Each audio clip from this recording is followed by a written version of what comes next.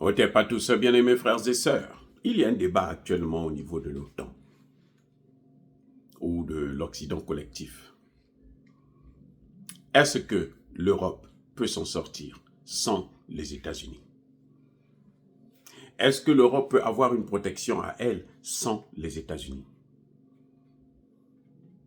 Les États-Unis ont déjà commencé avec Donald Trump à apporter une réponse à cela, puisqu'ils ont créé le F-47 qu'ils sont en train de créer. Et ils demandent à ce que les Européens doivent acheter cet avion. Et ils vont l'acheter. Et c'est clair, s'ils ne l'achètent pas, eh bien, nous, on va les punir. Nous, là, je suis américain. Nous, on va les punir. Ce qu'ils font en Afrique, là, il faut qu'ils payent ça. Eh bien, encore, je reviens à la question. Est-ce que l'Europe peut assurer sa protection seule, sans les États-Unis? Réponse, non. Oh, mais toi, docteur, vous jouez avec les gens, quoi. Qu'est-ce que vous croyez? Vous croyez que l'Europe, là, non, ils ne peuvent pas. Sans les États-Unis, ils sont rien, zéro.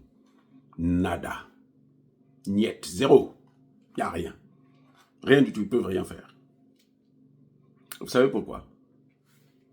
Le budget des États-Unis, plutôt de l'OTAN, il s'élève à 4,6 milliards d'euros, le budget. 4,6 milliards d'euros.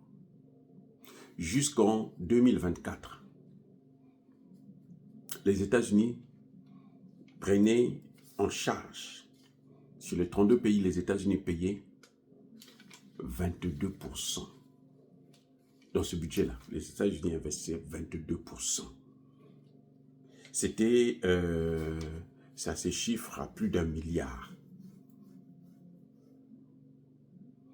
Quand Trump est venu, Trump a ramené ça à 15,8%. C'est-à-dire que les États-Unis investissent dans ce budget de 4 milliards 600 millions, 730 millions pour les États-Unis seulement. Il y a un autre pays qui paye assez, c'est l'Allemagne. 15% aussi. Et après, vous avez en troisième position la Grande-Bretagne, 10,9%. Et en quatrième position, la France, avec 10%. Et vous avez, parmi les derniers, le Canada, avec 4,5%. Comment un pays, un seul, qui paye le quart de votre budget sur 32 pays, s'il s'absente, comment vous allez faire? Vous ne pouvez rien faire. Encore que la technologie, c'est lui qui détient la technologie. Le renseignement, les armes et tout. C'est les œuvres des Américains. C'est nous. Nous. Notre argent, nos taxes. Ce n'est pas l'argent de Trump. Hein. Trump ne donne rien. Là. Il est président, non? Il ne paye pas de taxes. C'est nous qui payons. Et on paye même pour nourrir Trump. Moi, là, que vous voyez là. Moi, je paye pour nourrir Trump. Je nourris Donald Trump. Je nourris Elon Musk malgré ses milliards. Je le nourris. Oui, puis il est payé, non? Il est payé avec quoi? Ce n'est pas avec l'argent de Trump, non? Il est payé avec notre argent. Nous qui payons les taxes. Vous avez compris maintenant? Maintenant, pourquoi je dis que sans les États-Unis ne peuvent pas les dépenses de l'OTAN? Parce que le budget, c'est pour permettre de faire fonctionner les institutions de l'OTAN. C'est 4,6 milliards. Les dépenses, c'est souvent plus et beaucoup plus. En 2024, les États-Unis, à eux seuls, se sont en chargés des dépenses de l'OTAN à hauteur de 976 milliards de dollars. C'est 70%. 70% des dépenses faites par l'OTAN. Donc, un seul pays a payé 70%, 31 pays ont payé combien? 30%. Donc, soit environ 1% par pays. La France, l'Allemagne, les ceci, cela. 1%. Comment vous pouvez faire la guerre? Vous pouvez vous en sortir sans ce pays-là. qui payent 70%. Vous savez pourquoi ils sont en train de... Ils écrasent l'Union africaine, la CEDEAO? Vous savez pourquoi? C'est à cause de ça, c'est sûr, parce qu'ils payent. C'est eux qui payent 80% du budget de l'Union africaine. 80%, c'est eux qui payent. Ben, ils commandent. Pourquoi ils se plaignent, ils souffrent? Parce que les États-Unis commandent l'OTAN. Ils ne devraient pas, ils n'ont pas ce droit, puisque les États-Unis sont dans leurs droits. Je vous dis, voyez les dépenses. Hein?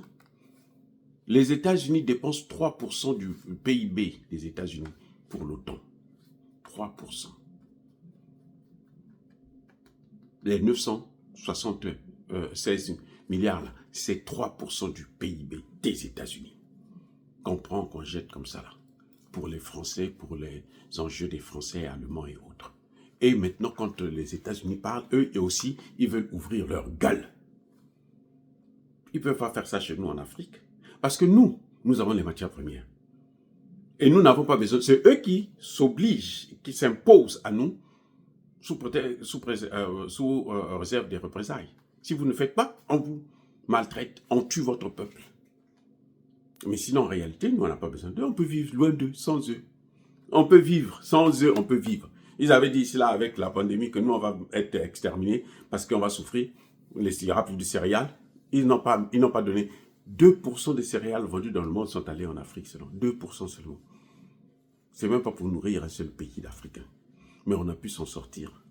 On a eu le moindre taux de ceux qui ont été envoyés au repos éternel. Les amis, l'Union européenne ne peut rien sans l'OTAN, sans les États-Unis. Les États-Unis, ce sont eux. C'est nous qui protégeons les Européens. C'est nous qui protégeons même Macron. Les amis, soyez bénis, abondamment bénis par le Dieu de Kemet et par nos ancêtres angélisés, mais que tous ceux qui persécutent le continent africain, le pillent et le déstabilisent, qu'ils soient noirs, blancs, chinois, arabes, juifs, indiens ou qui qu'ils soient punis, maudits, foudroyés, neutralisés, écrasés, effacés par le Dieu de Kemet et par nos ancêtres angélisés. Vive l'Afrique éternelle, j'ai dit et j'assume.